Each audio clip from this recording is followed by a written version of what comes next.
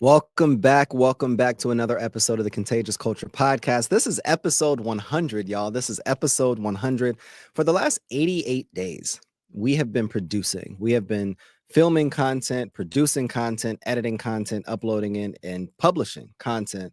And I am just so thankful, so grateful, and so humbled for every single person that's either joined an episode live, that's liked, that's subscribed, that's reviewed the podcast, that's shared the podcast. And I just wanted to just take a moment to thank all of our listeners, our viewers, and our supporters.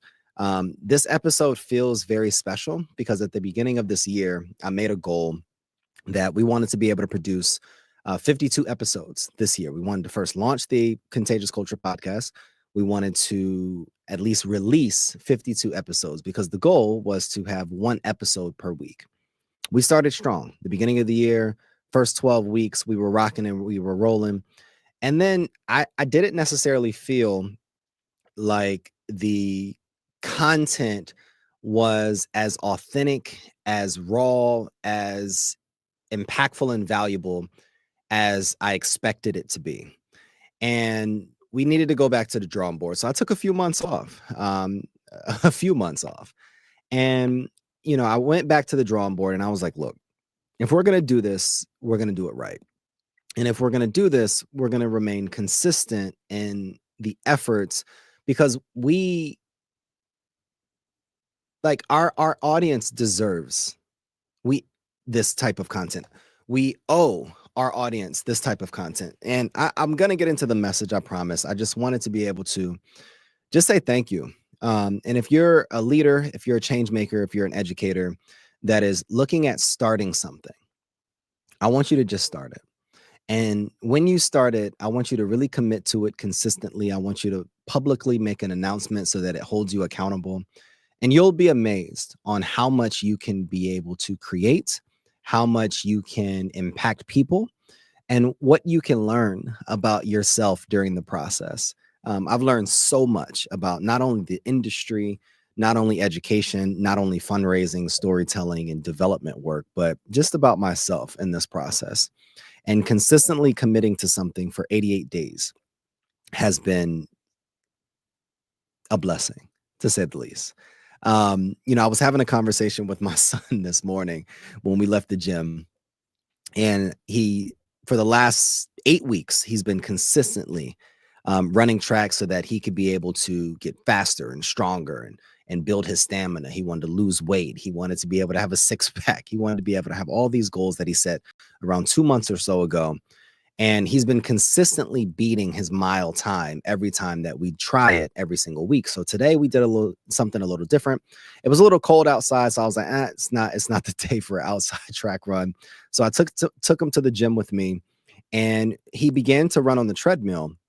And I showed him what it would feel like at his pace. So he was like, Dad, this feels like too much. I don't think I can maintain it. But I was reminding him that, son, you ran a 9:34 in the mile last week. But what he learned in that exercise, because he ran for 22 minutes today, what he learned is that there's a difference doing something one time and giving your all. But there's a completely different level of training and commitment when you have to consistently maintain something.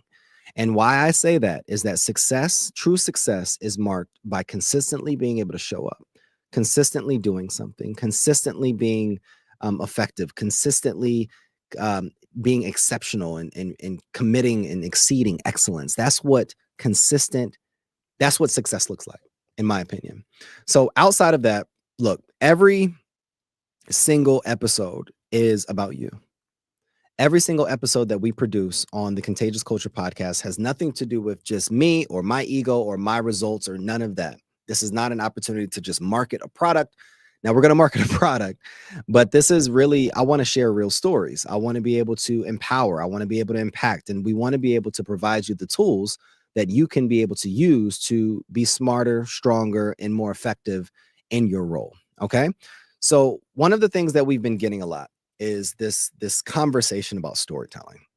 And as somebody that's published multiple books, as someone that has spoken on multiple stages, as someone that loves movies, I understand the power of stories. And the truth is that every nonprofit, every single nonprofit organization, every school, every mission driven organization has a mission. Everyone does. But not every mission becomes a movement. Not every mission becomes a movement. Now, why? The difference is storytelling.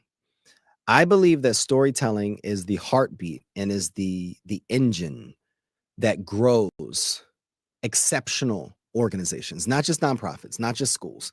I believe that your ability to be able to tell stories, your ability to be able to connect with people, your ability to be able to go back, pull, and then be able to connect with individuals and draw them closer to what you're doing, that is the separator.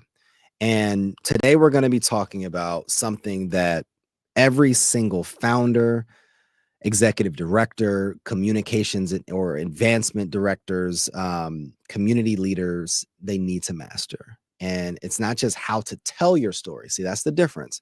It's not just how to tell your story, but how to live it, how to own it, how to structure it, how to share it in a way that attracts people, okay? That attracts the right supporters, that attracts the right donors, that attracts the right individuals to support your cause, that deepens relationships, and that turns your impact in your community into sustainable income for your business.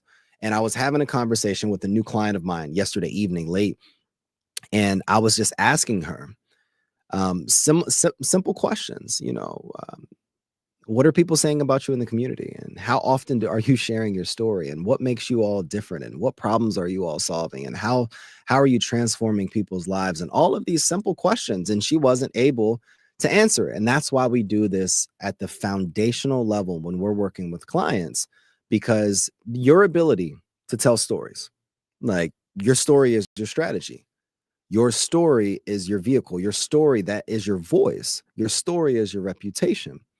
So your ability to authentically engage with people online and wherever, through events, through material, through communication strategy, that, in my opinion, is your number one fundraising tool.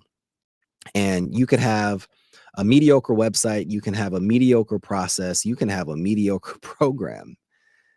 If you are an excellent storyteller and you can find ways to be able to connect with individuals and connect with them and align the priorities and the impact of what you're leading with the priorities and the goals of the people that you're trying to get to support your organization, I can guarantee that's the very thing that will be able to get you the necessary support that you need to be able to drive real change, as well as increase your income as well from a business standpoint.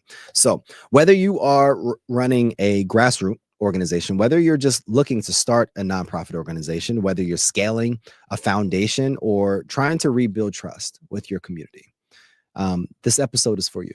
So again, this is episode 100. So I am super excited, and I want to be as succinct as possible. So I have some notes right here in front of me. I have some notes on my computer, and we're going to make this as clean and concise as possible. And again, if you have questions, please leave them in the comment section and let's go get it. So let's start with this. Every nonprofit was born from, I call it a moment that either broke your heart, a problem that wouldn't let you sleep, and a story that called you to act. But somewhere along the way, what happens is, between the board reports, between the grant deadlines, between the day-to-day fires, between the complexities of leading a team, between the bureaucracy or political landscape in our country right now, you might have drifted away from that original story. And that's where a lot of challenges start to creep in. And when that happens, your connection weakens. And if your connection weakens, your donors start to fade and your message starts to sound like everyone else. And we lose that uniqueness. We lose that sense of pride. We lose that passion for our message. And what happens is we start to lose momentum.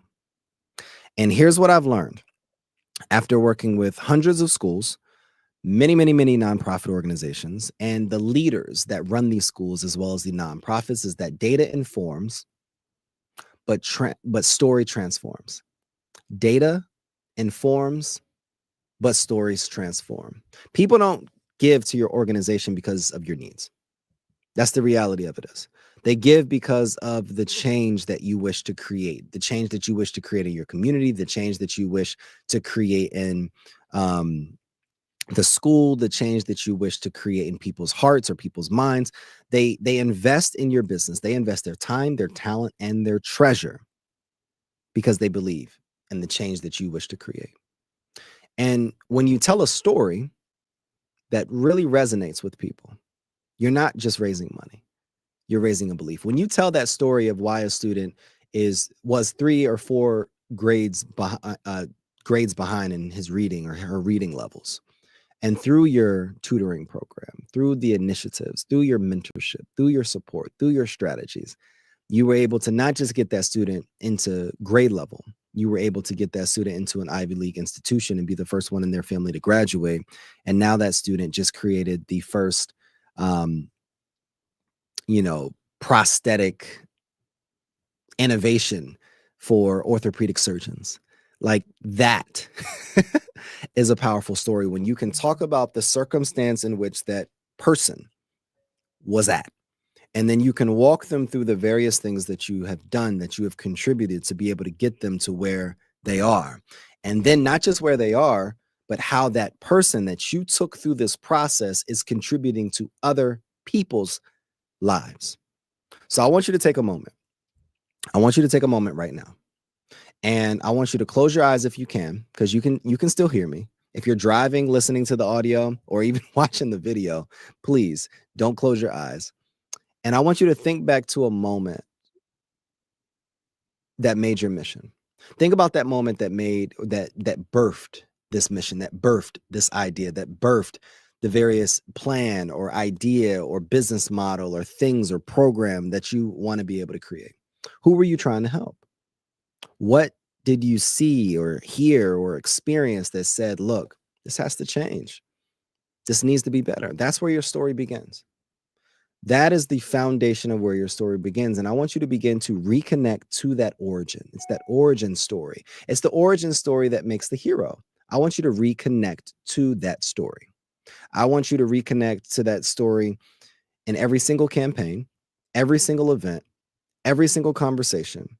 And I want you to start flowing again with a sense of power.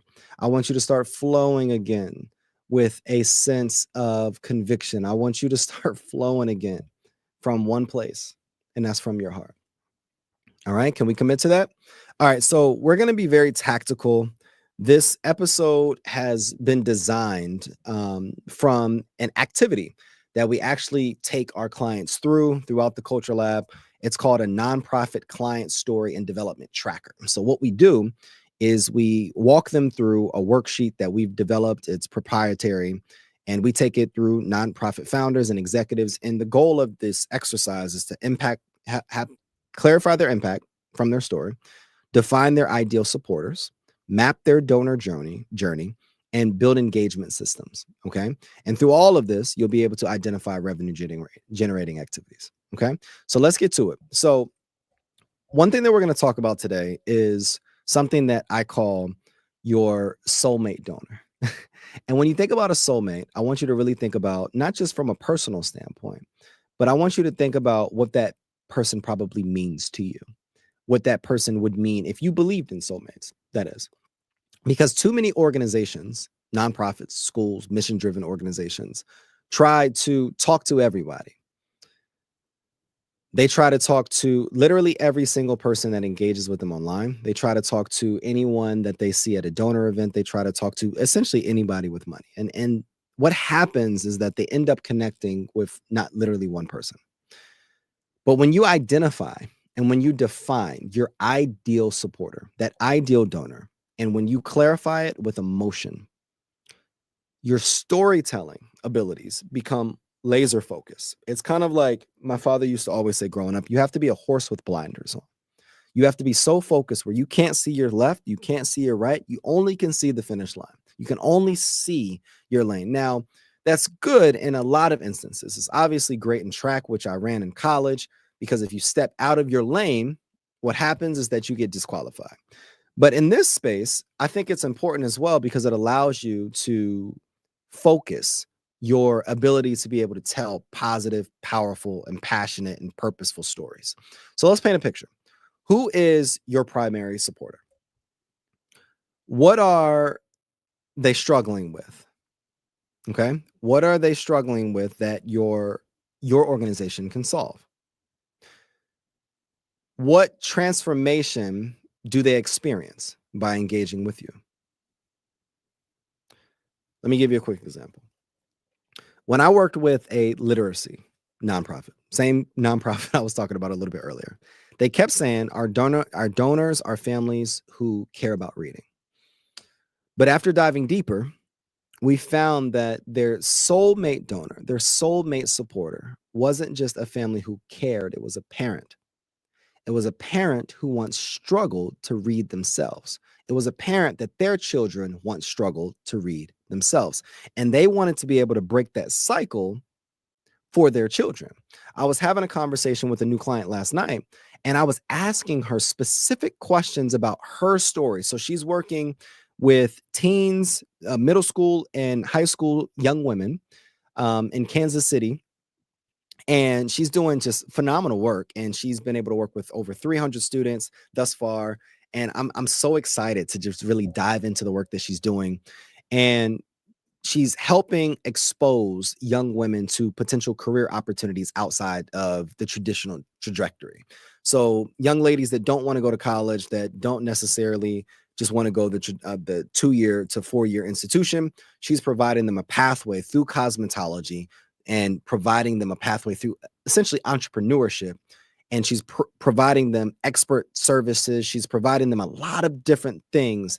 And she's been able to garner some exceptional support and some exceptional engagement because she's doing the work, but it actually works. And she's transforming students on a day-to-day basis. So we were having the conversation last night, and I was asking, like, why this work? Because you could have done anything. Like, why this work? And it was so powerful as she started to talk about her story, because I asked the question, I was like, why cosmetology? You could have went into any field of business. You've always had that entrepreneurial gift. Why cosmetology? And she said, I've always done hair since I was young. And I was like, why? Like, what's the story? And she was like, I had to do my own hair because I didn't have a mom that did my hair. And I was like, well, what do you mean by that? And she was like, her mom, she tried, but she wasn't the typical mom that would sit her in front of the mirror and comb it and braid it and do all of these styles. She pretty much, all she knew is to just kind of put it up in a ponytail, or she communicated last night that her mom kept her hair short because, again, she wasn't an expert in doing hair. So I asked, how did that make you feel? And then she was like, it probably hurt my confidence a lot. And because I would see other people around me and their hair was done or they had styles and all these different things. And I just continued to allow her to talk. And then there was this aha moment where it's like, wow. And then I changed the conversation. I said, look, that's it. I said, you started this work not just because you wanted to provide a pathway. You started this work so that 13 and 14-year-old girls that don't have the mother that is doing their hair, don't have the person in the household, you wanted to be able to help them still identify how to make themselves beautiful, still have the skills to make themselves beautiful so that they didn't have to go through the confidence battle that you experienced when you were a child. So they're given a tool and a skill early on so that they can still feel confident. They can still feel worthy. They can still feel valuable and be able to develop a sense of identity early on in their life. And she had this aha moment. She was emotional. She was smiling. And it was this amazing spark that went off. That small shift changed everything. That message showed up now in her events. It shows up in her copy. It shows up in all of the different things now that we're going to roll out because it was personal and it was emotional. So I want you to think about your ideal donor. Where do they hang out online? What do they value most? And what motivates them to give? And I want you to write all of that down because your story has to meet them where they are. Not where you wish they would be, not where you think they are. I want you to identify where they are. Where are they at online? Where are they at in person? Okay. And here's a few other questions that I want you to consider. What values, beliefs, or goals influence their decisions? Where do they consume information and engage with people online? Just like I said earlier. And what motivates these individuals to not just give, but also volunteer or advocate for this specific type of mission? These are foundational questions that will allow you to understand who your ideal supporter is, but ultimately how you turn this nonprofit organization and this impact work that you're contributing to doing into an opportunity to create income, funding opportunities, donorship relations, all of this revenue that can come into the business. So let's talk about the donor journey. I want you to imagine taking your supporter on a road trip from this place called Awareness, and you drive down 85 North or drive up 85 North to a place called Deep Engagement. So you want to be able to ultimately move your donor from awareness, or really from unaware to awareness to deep engagement. What does that whole journey look like? What do they experience along the way? Every single donor has milestones. The first time they hear about you, the first time that they give, the first event that they attend, the moment that they see transformation that gift helped them create. Every single donor relationship has milestones. So here's the key, and I want you to write this down. Your storytelling needs to match those milestones. So within our organization, what we do is we ask all of our partners, if your donor were the hero of your story, what role would you play? You're not the hero. You're the guide. Your job is to show them, your donors, that their involvement creates the change. You guide them to the change, and then you allow them to be able to be a part of creating that change for your specific students, for your specific members, for your specific people that benefit from what it is that you're doing. So I got another story for you. When we started working with Zeka School of Arts and Technology, a school based in Jacksonville, North Carolina, they were on the verge of closing, and enrollment was down, morale was low, facilities were at the brink of closure, teachers were not necessarily driven by the mission. But when we started to share the story, of students' art projects, teachers' breakthroughs, parent testimonials, filming the various things that were happening within the building, identifying the connections in the community, sharing the story that the founder had of the mission that they were doing, every single thing shifted. Everything's shifted. See, people didn't just see a struggle in school anymore. They saw a story of resilience. They saw a story of impact. They saw a story worth investing in. 2 years. 2 years later, an F school on the brink of failure turned around. The storytelling helped them raise millions of dollars. The storytelling helped them be able to keep their doors open. The storytelling helped to increase their enrollment. The storytelling helped to be able to produce real results externally that ultimately impacted how they showed up internally. Your supporters want to see progress. They want to feel impact. See, don't get so caught up in sharing numbers. I want you to be more focused on sharing the story of transformation, because oftentimes we have these metrics and we have these analysis and we have these campaigns and all of these different things, these one pagers. People don't give the one pagers, people. Investors, funders, donors, they're not given to one pagers. They're given to people. They're given to people. They're given to stories. Your supporters want to see progress, but they want to feel the impact. They want to feel the transformation. They want to feel the difference that is being made. So keep telling the story. Keep sharing the wins, keep sharing the challenges, keep sharing the lessons. Because what I've learned is that transparency builds what? Resilience.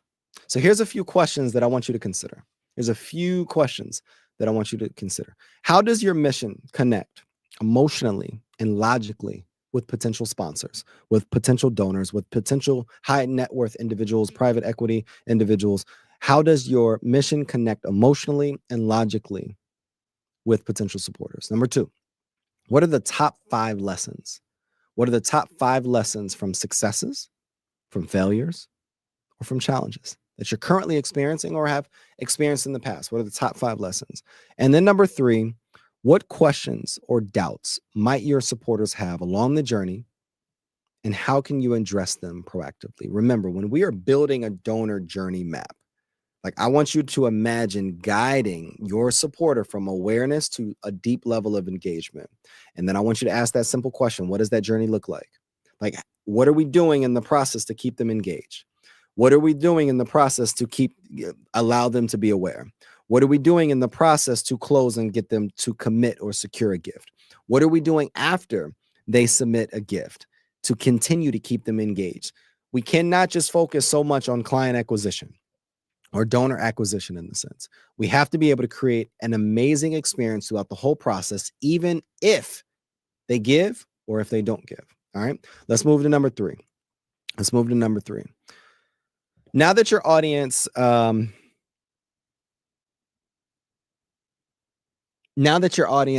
understands what you're doing, now that you know your audience and their journey, it's time to build systems that sustain engagement, is what I like to call it. So storytelling is one thing. It's an ongoing rhythm. It's the ability to stay in connection with them. It allows you to continue to be engaging with them. But what your organization needs is systems. See, storytelling is just the first piece to the puzzle.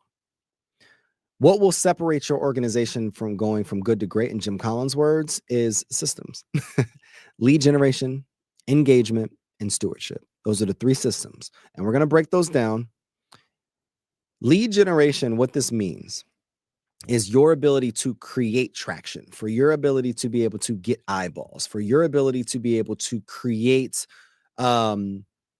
awareness in what you're doing. So lead generation looks like, I post something on social media. How many impressions am I getting? Comments, likes, how much feedback or engagement am I getting? That's lead. Like, what are you doing to be able to generate leads? So there's a few questions that I want to ask you. Number 1 is, where do new supporters find you? Where do new supporters find you? Where? How do they hear your story? Is it through social media? Is it through partnerships, community events, or word of mouth? And when you think about all of the different ways that people can hear about you, how often are you showing up in those places? Look, if people are hearing about you from events and you're only attending 1 event a year, that's not enough. What I want you to identify is, okay, where are people coming from? One of the things that we do at the Culture Lab is that when people come into our funnel, we ask, how did they hear about us? Was it LinkedIn? Was it a live event? Was it a masterclass? Because what we start to do is, if you're hearing from us from this specific place and we have a high population in that place, we need to double down there, because that means we're getting engagement. That means the right people are finding us on that specific platform or in that specific place. So we need to be on that place. If you're at live events, if it's a part of a newsletter, if it's a partnership opportunity or a podcast that you listen to, then we need to start pushing that various tool so that we can be able to increase our lead capacity or our ability to generate leads. Make sure your story is showing up where your supporters are. That's one of the biggest mistakes that I've made in a lot of businesses that I've created, or even businesses that I've partnered with, is that people identify social media as just the end all be all. But if your market isn't on Instagram, if your market isn't on Facebook, then why are we on those places? You want to be able to put your time, your energy, your resources, your content, your collateral on the various platforms that people are going to actually see it. It doesn't make any sense to spend all that time curating, creating, filming, editing, publishing, posting on a platform where the wrong people are on there, and no one's going to see your content. All right. So you want to be able to get clear and where your supporters are so that we can be able to curate content for those platforms. Number 2, engagement. Once someone shows interest, how do you keep them connected? What I call this is, how do you keep someone that you're dating connected? You want to send them a text. You want to affirm that person that you're engaging with. You want to be able to just let them know that you're thinking about them. You want to invite them out to dinner or to create an experience. And when you really think about the engagement piece, I want you to really think about the last time that you dated someone. Now, if you've been married for 30, 40 years, I want you to think about those early stages, okay? You probably initially met someone and you were a little like, maybe not, or I'm so attracted to this. So from that attraction, you possibly ask for their contact information. So then at that point, what do? You probably call them or email or contact them, or you ask them, hey, what's the best form of contact? Or you invite them to somewhere. What's the best form to get in contact with you? All right, well, maybe that person's a texter. Maybe you're a caller. Then you have you communicate like, hey, I'm a caller, you're a texter, but hey, if it's this person, then we're going to be able to text that individual. Then you go through a process of potential events. And then over time, what happens? Over time, you build one thing, and that one thing is called trust. That one thing is called care. That one thing is called consideration. Okay. So do you have automated thank you messages? Do you have newsletters? Do you have personal updates that show progress? Do you have these little touch points over a period of time that shows your donors that you are engaged? Do you? Third step is stewardship. Look, this is the heartbeat of trust. Okay. How are you celebrating your donors? Because the leads are great. When we ask the question of where are our donors, how do new supporters find us? And then it's kind of like, all right, well, how are we keeping people connected? And then we close those people. The reality of it is stewardship is most important. How are we celebrating our donors? Do you send personalized updates? Do you spotlight their impact in your posts or on your events or at your facility or whatever it is? Look, remember, systems don't make us less human. They allow you to be more human, in my opinion, because they give you the structure to show up consistently. One of the methods in a new platform that we're using, it's called Go High Level. So we're moving a lot of our websites off of traditional website platforms such as WordPress and Squarespace, those platforms, and we're moving it on fully integrated CRMs. All of our pages, our scheduling platforms, our community platforms, our content is now going to show up in one integrated platform. And the reason why is because we want to be able to create more personalized experiences. And it's more challenging if we have information over here and then information over here. So we wanted to be able to have a system that can create a better experience for the people that we are working with. We wanted to be able to create that. So as you think about that, when you think about the lead generation side, how can you create a better experience online? When you think about the engagement side, how can you create a better connection? When you think about the stewardship side, how can we create a better experience when donors give? And that moves us into the next step about turning your story into sustainable revenue. One of the questions that I want to ask you at the beginning of this is, what revenue generating activity are you committing to on a week-to-week basis, day-to-day basis? Because every single fundraising effort should align ultimately with your mission, but it should be moving you to some form of sustainable growth. So what programs or initiatives or campaigns could generate revenue for your nonprofit? What are the costs and resources required to implement these new opportunities? How can you integrate recurring giving or membership programs into your strategy? And then how will you ultimately track, measure, report the success of these revenue generating activities? These are just things that I want to give you as a foundational thought. Okay? So every fundraising effort should align with your mission. I said it earlier, I'm going to say it again. Every single one, every fundraising effort should align with your mission, not distract from it. And why I say this, because I've worked with nonprofit organizations and even schools that find opportunity in something, and they may even create revenue from it. But then there's pushback because it's mixed messaging. It's not aligned with the mission. It's not aligned with what you do. It's not aligned with the story that you're working to tell your donors. It has to be impact aligned. So what we call it at the Culture Lab is the impact alignment model. For every major goal, I want you to identify three things: the impact story that proves it's working, the funding opportunity that supports it, and the community call to action that sustains it. I'm gonna say it one more time for y'all.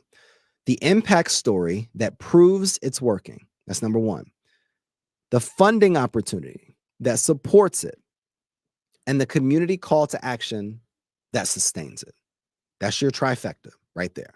So the impact story, the funding opportunity, and the community call to action. That's it. So when people can see the story and feel the impact and understand how to help, you stop chasing donors and you start building believers. Again, when people can see the story, they feel the impact and understand how to help, you stop chasing donors and you start building believers. So that's the question for you. How are people seeing the story?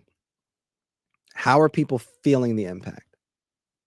And how are you helping people understand how they can help with the story and with creating this feeling of impact? Here's one thing that you could do right now. I want you to pick one story that captures your impact. For us, when I was working as a director at a school, this is one of the things that we did. We picked one story, and that was the fact that we collected 18,000 books in 2 months for 2 different libraries for 2 different campuses. And then we provided the other books for another campus and then provided it in that way. Okay. So pick one story that captures your impact. Number 2 is now ask, how can I turn this into a campaign, a membership model, or a sponsorship opportunity? See, I'm not going to give you all the sauce, but I just want you to be able to reflect.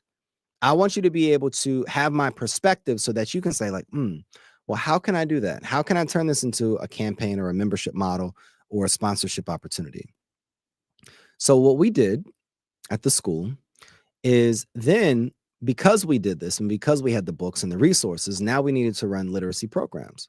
So now we reached out to organizations, right? Organizations that aligned with our mission, that aligned with the goals of the institution. And what do? We asked them for resources for the literacy program because we already showed that we did this. This is major. The parents came together, the students came together, the community, organizations, nonprofits, everyone came together to be able to support students. But we were missing one thing. And the missing link was the opportunity to have a literacy program that could be able to take the books and the students, connect them together, and then take it to the next level. So then the third piece to this is we built out a model where we're going to go get a quick win. Then we're going to create a story from that quick win. And then we're going to write a campaign or connect with a company so that they can support the next step of that quick win. You don't need 10 ideas. You don't need 10, 20 new ideas. You don't need all these different things down on paper. You need one powerful story. And you need to be able to communicate the impact. You need to be able to have people feel the impact. And you need to understand how people can be a part of the impact. That's what it looks like. So another question for you to consider: what new fundraising strategies could you test in the next 90 days? What are some things that you have been thinking about and you've wanted to do, but you may have not had the courage? You may not have, haven't experienced the success in it, or you may just not have the team to be able to do it. Let us help you. Let us help you, because we have a lot of courage at the Culture Lab. We have the team, we have the expertise, and we have the model and the results to be able to help you. So let us help you. Okay. So here's what I want to leave you with. Every single crisis, every single crisis that you've overcome, every lesson that you've ever learned, every win, every setback, it's all a part of the journey. And it's all a part of the story. It's all a part of your organization story. I want you to get more comfortable with talking about the behind the scenes when no one showed up to the event. How did you respond? How did you feel? Yesterday, I filmed our 99th podcast episode. I went live.